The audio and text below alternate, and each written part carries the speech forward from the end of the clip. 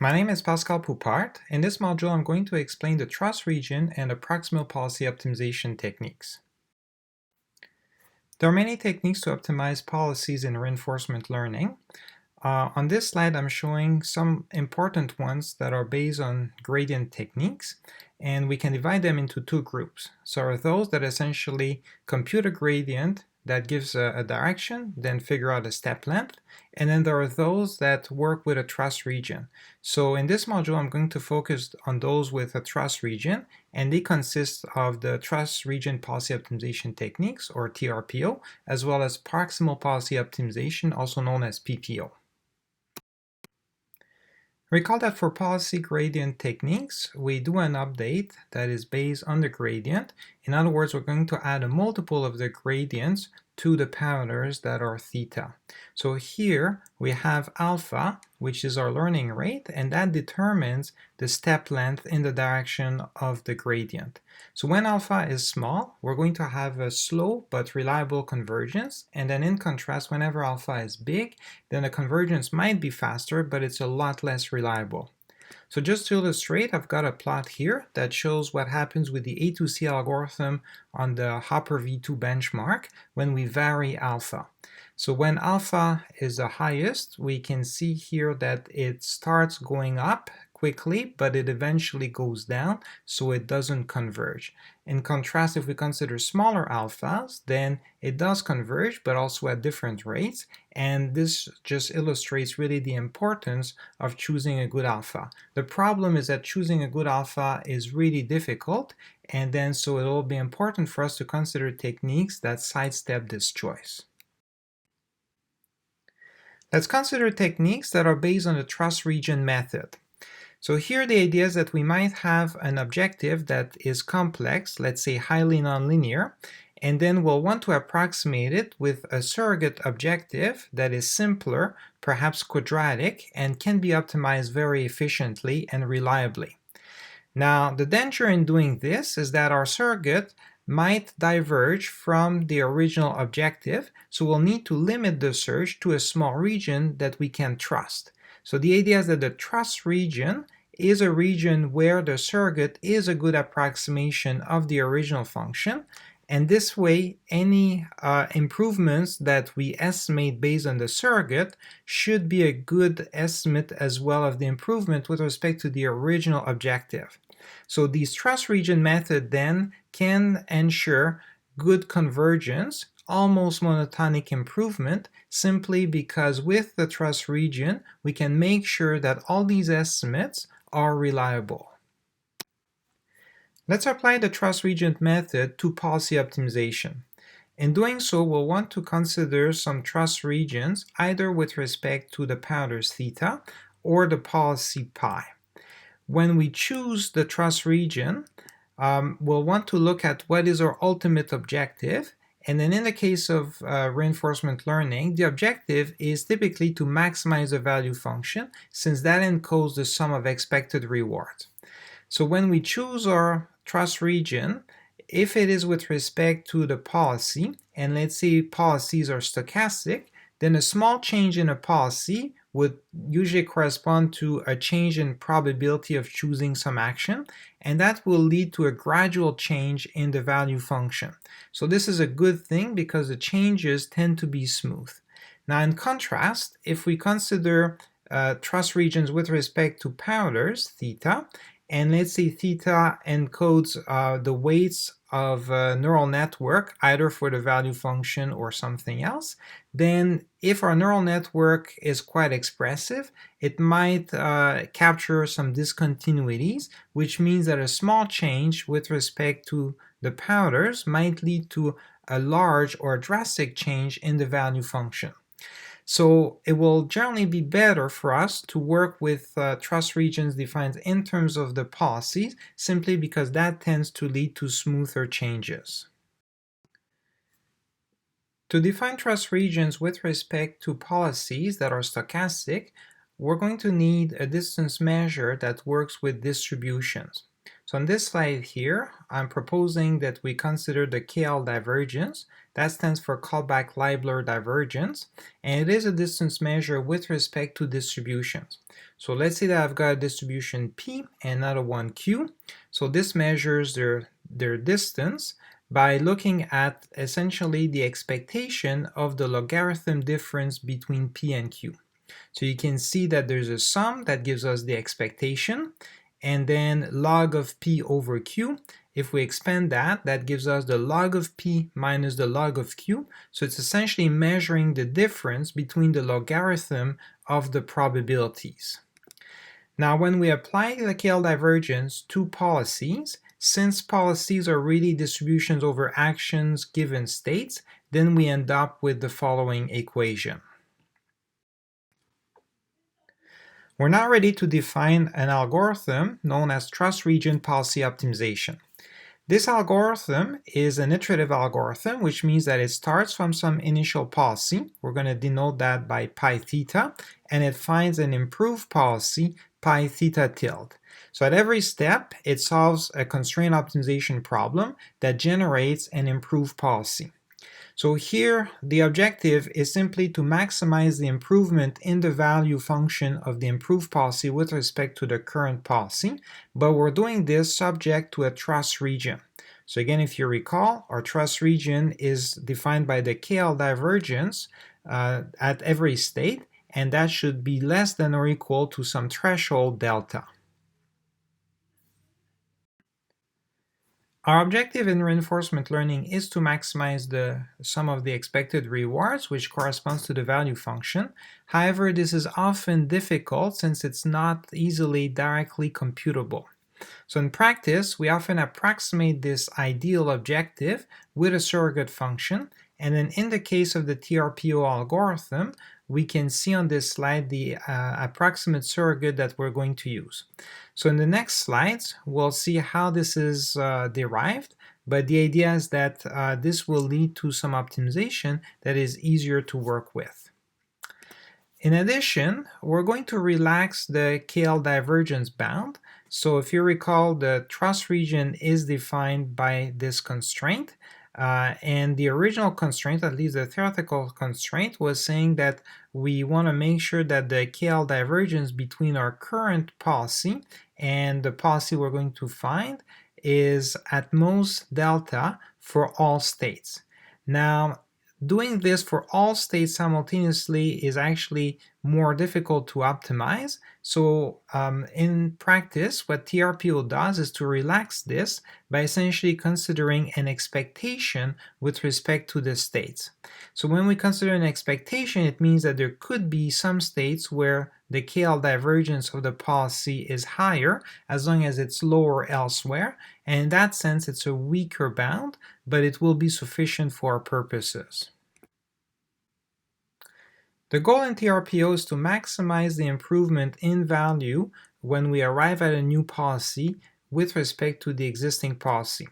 So the problem though is that this objective is difficult computationally to optimize, so instead we're going to consider an approximation which defines our surrogate function. So on this slide I've got this surrogate function and I'm going to show you the derivation to arrive at it. The intuition behind the surrogate function is that we're going to sample some state action pairs. These are going to come from the stationary distribution of states, mu theta, as well as the current policy, pi theta. Once we sample those state action pairs, then it turns out that the difference in value with respect to the new policy can be obtained simply by looking at the ratio of the probabilities of the new policy theta tilde with respect to the existing policy theta times the advantage. Okay, so let's see how this is arrived at. The first step is going to be to write explicitly our expectation with some sums, and when we do this, we notice that there are two terms that cancel. So pi theta of a given s appears in the numerator and denominator, so we can cancel them, which gives us this simpler expression. After that, we're going to replace our stationary distribution mu theta with the one that corresponds to the new policy, so theta tilde, and this is where there's really an approximation. So the reason for this is simply that in practice we'll really only be able to sample from the existing policy, but what we'd like to do is to measure the value of the new policy. So that's why here we introduce the stationary distribution of the new policy theta tilde. If we continue, then the next step is to replace this stationary distribution of states by its definition. So here it's a stationary distribution that takes into account the discount factor. It essentially measures how often or with what proportion we end up in each state. Then the next step is to write this again as an expectation, but now where we look at all the states that will be encountered until the end of the planning horizon, and then same thing for actions.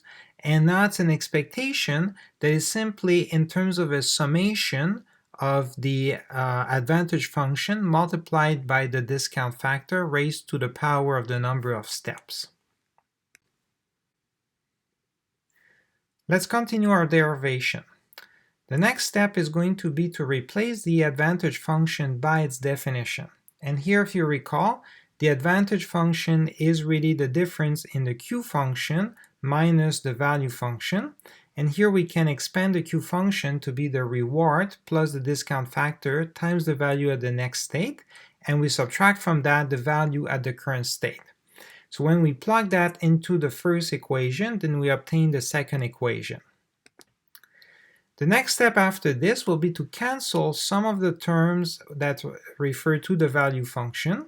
So we can cancel them pairwise, except for the first term, which is the value function with respect to the initial state S0. Then in the next step, we're going to replace our discounted sum of rewards by the value function, because that's the definition of the value function, and here is the value function with respect to our new policy theta tilde, simply because the states here are sampled with respect to that new policy. The last step will consist of simplifying our expectation, and here, since there's only S0 that is left as a variable, all the other states are essentially we already take an expectation in the value function, so we don't need to take an expectation outside of the value function as well. So we'll simply remove the expectation with respect to all the other states and actions. So we're simply left with the expectation of the initial state. So this final step shows that we indeed derived an expression that corresponds to the difference in value function. So really our surrogate function is approximating this improvement in value function with respect to the new policy. We're now ready to look at the pseudocode for TRPO.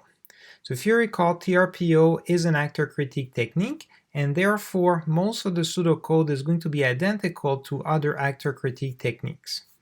What I've done is that I'm highlighting in red what is the main difference, and that is the update to the actor. So here TRPO is doing constraint optimization, and then we can see our objective, which is the surrogate function that we defined, subject to the constraint with respect to the KL divergence, which is defining a truss region.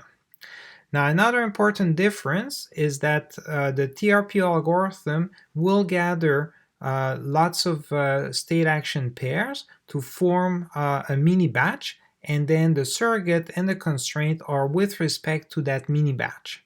Now in other actor critique techniques, it could also be possible to do an update after every step, after every state action pair, but in TRPO it is important to do this after one or several episodes where we gather a certain amount of data.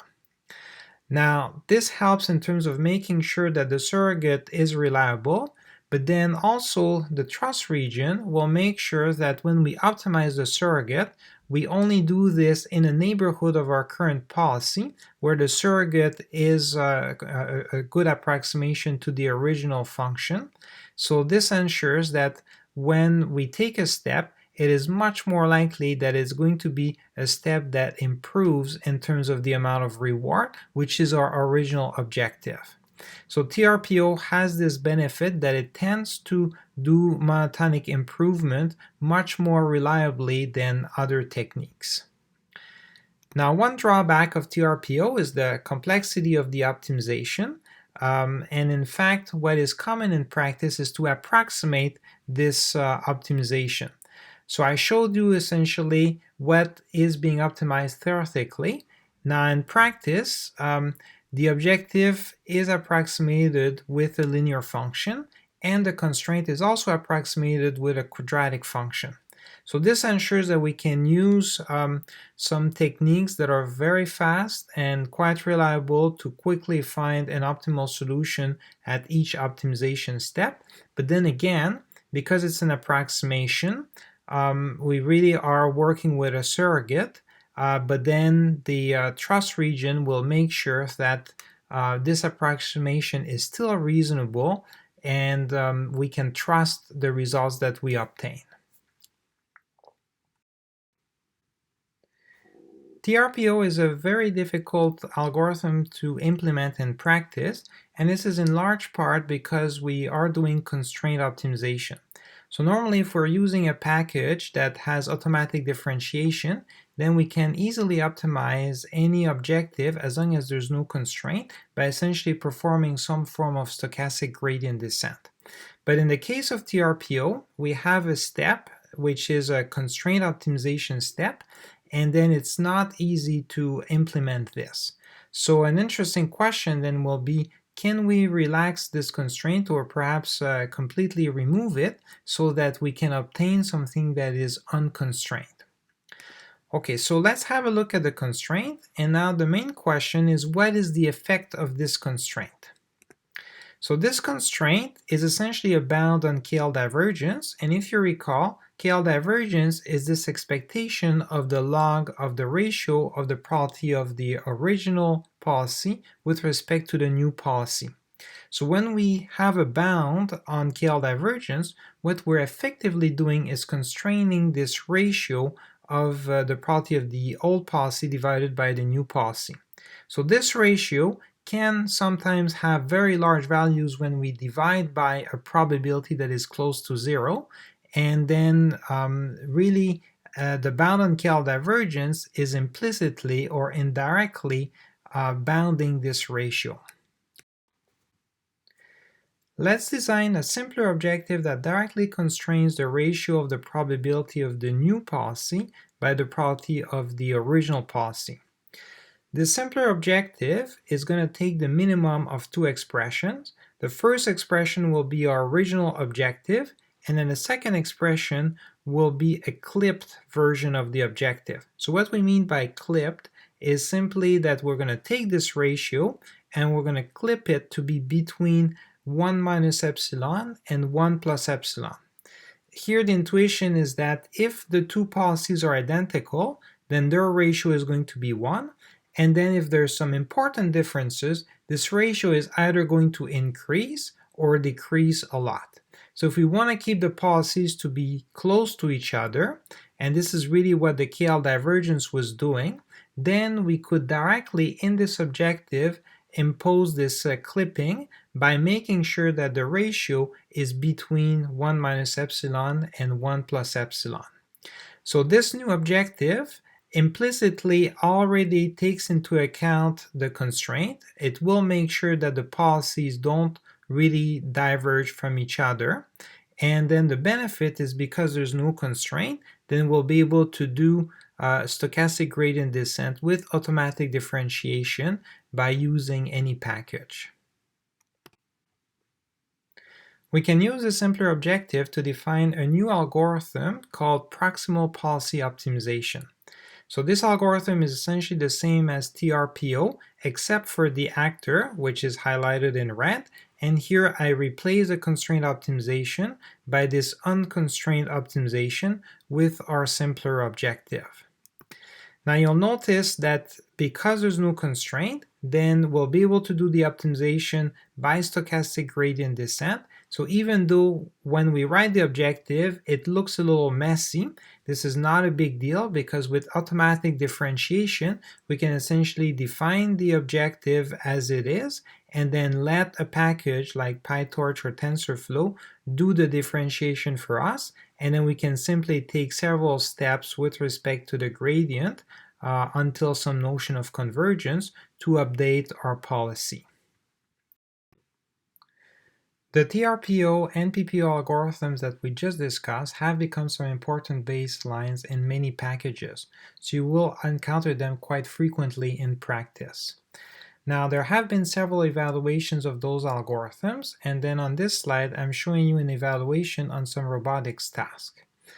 To understand those curves, the idea is that we have for the x-axis the number of steps that goes up to 1 million training steps, and then the y-axis is the amount of reward. So basically we're looking for an algorithm that has a curve that rises as quickly as possible. Now the PPO algorithm is in purple, and you'll see that it does perform quite well. It tends to be the best algorithm on most of those tasks. In contrast, the TRPO algorithm doesn't do as well. For some tasks it is quite good, for other tasks not as well. And here it is not well understood why that happens, but perhaps this is due or partly due to a lot of the approximations that had to be done in order to make the algorithm practical. In any case, there's also a comparison with A2C and then just plain policy gradient. And then PPO does perform quite well, in fact much better than those algorithms in many tasks. To conclude this module, I encourage you to watch some videos that illustrate the PPO algorithm. Here you can simply click on the links to watch the videos. The video on the left illustrates a little ant that is trained by PPO to walk, and it's quite interesting to see the different stages that it goes through. The video on the right is quite funny. It shows an agent that tries to reach a target, but then it's learning to walk, running, turning, and it will also have to recover from some hits when it falls down, and then it gets up again. Alright, thank you very much, and please enjoy.